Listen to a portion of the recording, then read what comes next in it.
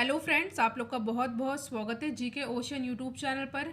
देखिए, आज के इस पर्टिकुलर वीडियो सेशन में हम लोग डिस्कस करने वाले हैं जैन धर्म और बौद्ध धर्म से संबंधित मोस्ट इम्पॉर्टेंट 30 क्वेश्चन जो कि आपके एग्जाम के लिए इम्पॉर्टेंट है। एडिशनल फैक्ट भी मैं आपको बताती चलूँगी। अगर आपको किसी भी क्वेश्चन का आंसर आता है तो उसको आप कमेंट सेक्शन में अटेम्प्ट कर सकते हैं।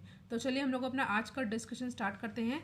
30 क्वेश्चन को मैं डिस्कस करूँगी। आप लोग बताइएगा आपको 30 में से कितने मार्क्स आपके आए हैं कमेंट सेक्शन में। तो आज का हमारा पहला क्वेश्चन है, जैनियों के पहले तीर्थकर कौन थे। आपके सामने 4 ऑप्शन दिया रखा है और इस क्वेश्चन का करेक्ट आंसर हो जाएगा ऑप्शन नंबर डी, ऋषभदेव। देखिए, एग्जाम में जैन धर्म और बौद्ध धर्म से संबंधित क्वेश्चन पूछे ही जाते हैं, तो आपको इस वीडियो को अच्छे से देखना है, ठीक है, और सभी क्वेश्चन को याद कर लेना है। तो फिर इस क्वेश्चन का सही आंसर होगा ऑप्शन नंबर डी, ऋषभदेव। आपको एक चीज़ और याद कर लेना है, पहला पूछता है और 23 पूछता है और 24 पूछता है।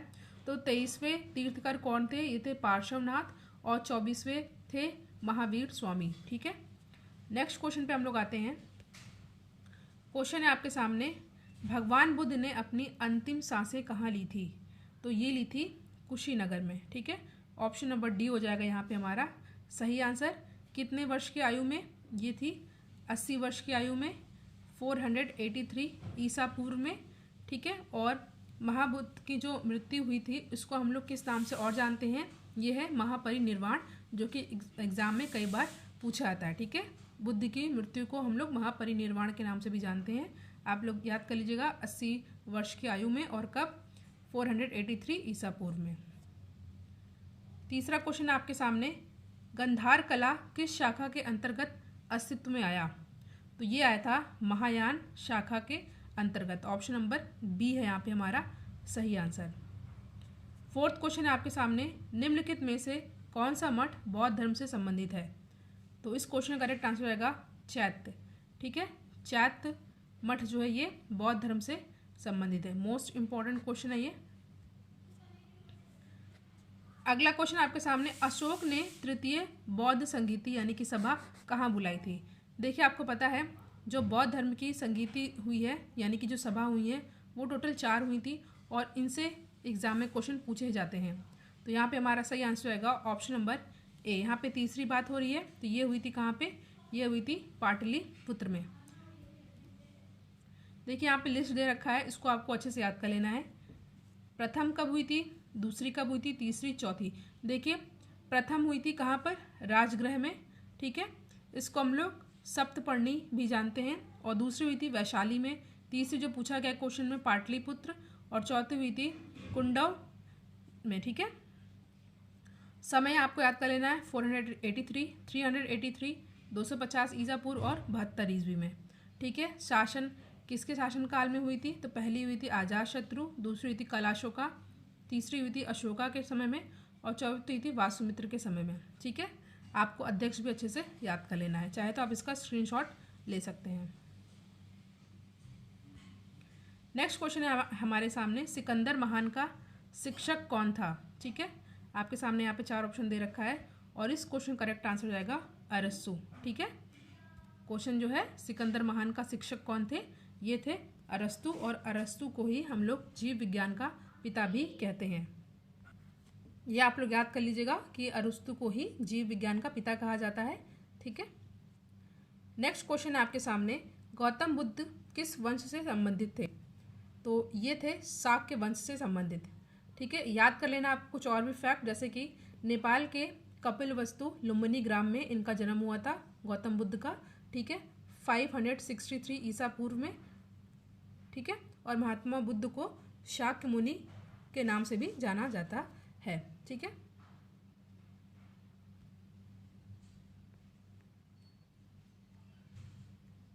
नेक्स्ट क्वेश्चन आपके सामने, गौतम बुद्ध को ज्ञान कहाँ प्राप्त हुआ था।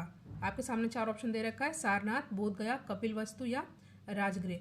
तो गौतम बुद्ध को ज्ञान कहाँ पे प्राप्त हुआ था, ये हुआ था बोधगया में, ठीक है। ये भी क्वेश्चन पूछा आता है कि किस नदी किनारे इनको ये ज्ञान प्राप्त हुआ था। तो ये था निरंजना या पुनपुन नदी के तट पर, ठीक है। और उस समय उनकी एज क्या थी, उस समय उनकी एज थी 35 ईयर्स, ठीक है। इतना आपको अच्छे से याद कर, नदी वाला तो याद कर लेना, ये भी पूछा जाता है निरंजना या पुनपुन नदी के तट पर, ठीक है, बोधगया में, 35 वर्ष की आयु में। अगला क्वेश्चन है निम्नलिखित में से बौद्ध साहित्य का आपको पहचान करना है। तो जो पहला है ये जो है बौद्ध साहित्य है त्रिपिटक। इसमें 3 पिटक आते हैं। पहला आता है सुत्त पिटक, दूसरा आता है विनय पिटक और तीसरा आता है अधिधम्म पिटक। ठीक है, इंपॉर्टेंट है ये, आपको अच्छे से याद कर लेना है। अगला क्वेश्चन है प्रारंभिक बौद्ध धर्म ग्रंथों की रचना किस में की गई थी? प्राकृत में, पाली में, संस्कृत में या किसी और भाषा में? ठीक है, आपके सामने 4 ऑप्शन दे रखा है। यहाँ पे हमारा सही आंसर रहेगा प्राथमिक बौद्ध धर्म ग्रंथों की रचना की गई थी पाली लैंग्वेज में। ऑप्शन नंबर बी है हमारा यहाँ पे सही आंसर। क्वेश्चन है महावीर की माता कौन थी? तो महावीर की माता कौन थी? ये थी त्रिशला। ठीक है, और महावीर स्वामी जी का जन्म हुआ था 540 ईस्वी को। किस गांव में हुआ था? कुंडग्राम या वैशाली में हुआ था और इनके पिता का नाम सिद्धार्थ था। ठीक है, पिता का नाम सिद्धार्थ, माता का नाम त्रिशला। किस गांव में हुआ था? कुंडग्राम या वैशाली में 540 ईस्वी में।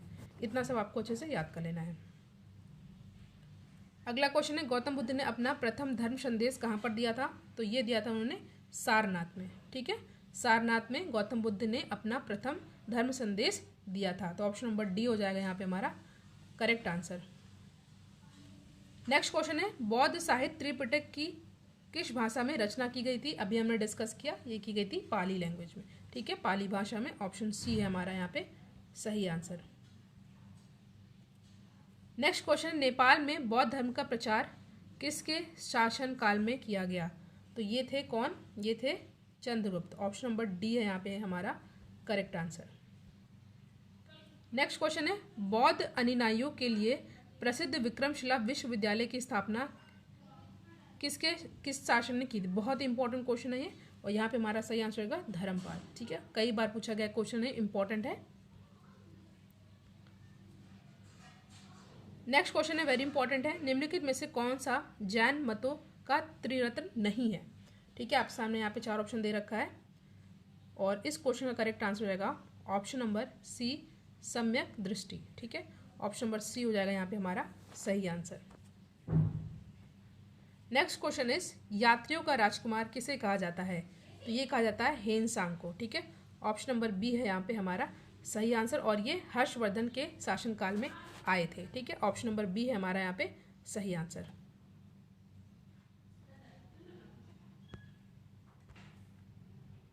नेक्स्ट क्वेश्चन है आपके सामने, निम्न में से कौन सा शासक बुद्ध के समकालीन थे?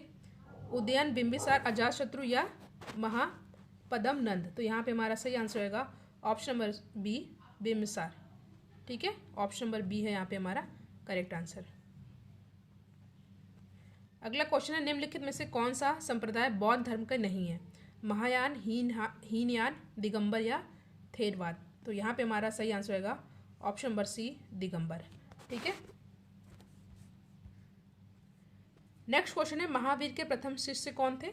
तो ये बहुत ही फेमस क्वेश्चन है, कई बार एग्जाम में पूछा गया है। तो महावीर के प्रथम शिष्य कौन थे? जमाली, और ये इनके दामाद थे। ठीक है, जमाली जो है ये इनके दामाद थे। नेक्स्ट क्वेश्चन इज वर्तमान महावीर और किस नाम से विख्यात हैं? जिन, महान शिक्षक, महान प्रचारक या जैन?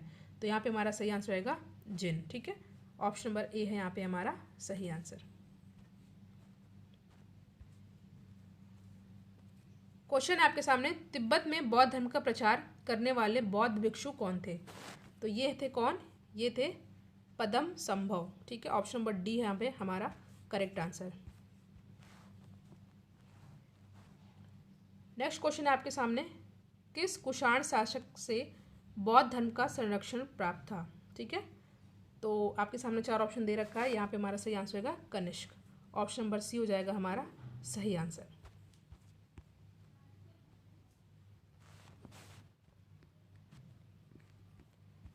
पच्चीसवां प्रश्न है आपके सामने, बौद्ध धर्म में सांड बुद्ध के जीवन की किस घटना से संबंधित है?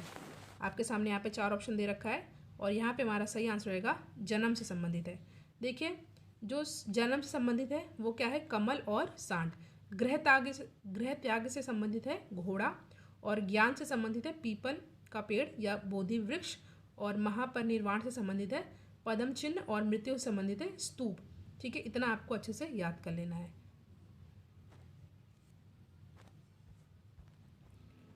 ट्वेंटी सिक्स क्वेश्चन आपके सामने, निम्न में से कौन सा शासक बुद्ध के समकालीन नहीं था? आपके सामने 4 ऑप्शन है और यहाँ पे हमारा सही आंसर होगा ऑप्शन नंबर डी, महापद्मनंद। ठीक है, ऑप्शन नंबर डी है हमारा सही आंसर। क्वेश्चन है आपके सामने, निम्नलिखित में से महावीर का परिनिर्वाण स्थल कौन सा था? ठीक है, 4 ऑप्शन आपके सामने दिए हैं, ये है पावा 468 ईस्वी में। ठीक है,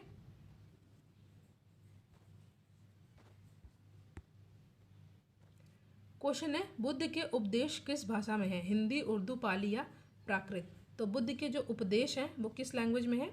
ये लैंग्वेज है कौन सी? ये लैंग्वेज है पाली। ये भी मोस्ट इंपॉर्टेंट क्वेश्चन है, एग्जाम में पूछा गया है। लास्ट क्वेश्चन है आज का, किस स्मारक के माध्यम से गौतम बुद्ध ने अपने दिव्य ज्ञान को पूरे विश्व में प्रसारित किया था? आपके सामने यहाँ पे 4 ऑप्शन है, हुमायूं का मकबरा, महाबोधि मंदिर परिसर, कुतुब मीनार या लाल किला। तो यहाँ पे हमारा सही आंसर रहेगा ऑप्शन नंबर बी, महाबोधि मंदिर परिसर। तो यहाँ पे हमने 30 मोस्ट इंपॉर्टेंट क्वेश्चन को डिस्कस किया। Thank you.